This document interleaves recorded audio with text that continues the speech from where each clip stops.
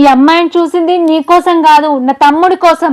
రెండో పెళ్లి చేసుకుంటాడట. రెండో పెళ్లి కలలేదు మళ్ళీ ఇద్దాం నీ బొమ్మలేదే మంచిగా చెప్పినా. Ready ready ready.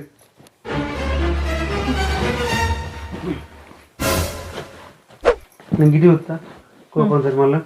ఈ అమ్మాయిని చూసింది నీ కోసం కాదు, మా తమ్ముని కోసం. ఇట్లా వస్తా ఇట్లా అంట. ఓకే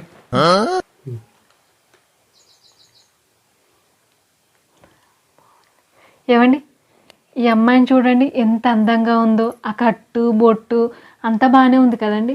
అమ్మాయి అయితే చాలా అందంగా ఉంది. మీకేమనిపిస్తుంది? సంబంధం ఖాయం చేసుకుందామా మరి? చేసుకుందాం కానీ నేను రెండో పెళ్లి చేసుకోవడం నీకు ఇబ్బంది లేకపోతే బుక్ పట్టకంత ఇట్లా ఇట్లా పెట్టుకునే అవుతారా నేను. రెండో ఇట్లా చేసుకుందాం కానీ మైక్ ఉండాలి గిటు.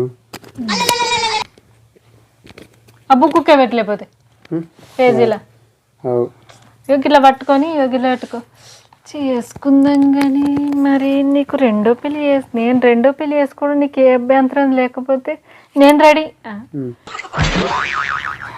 ఈ సంబంధం చూసింది నీ కోసం కదా, నా తమ్ముడి కోసం.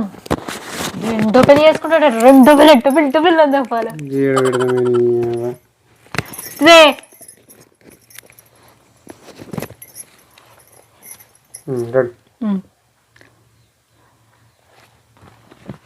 ఏమండి గీడ పెట్టి ఎటు కాకుంటుంది.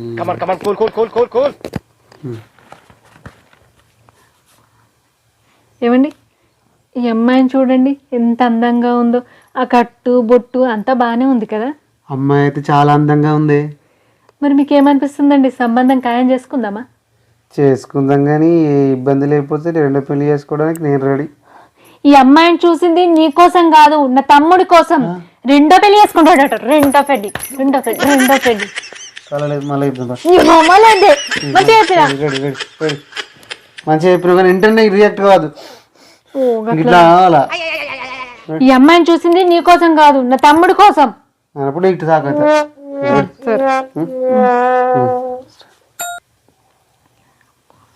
ఏమండి, ఈ అమ్మాయిని చూడండి ఎంత అందంగా ఉందో.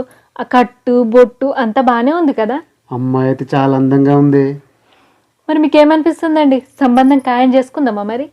చేసుకుందాం కానీ నీకు ఏ ఇబ్బంది లేకపోతే రెండో పెళ్లి చేసుకోవడానికి నేను రెడీ. ఈ అమ్మాయిని చూసింది నీ కోసం కాదు, నా తమ్ముడి కోసం. రెండో పెళ్లి చేసుకుంటాడు. రెండో పెళ్లి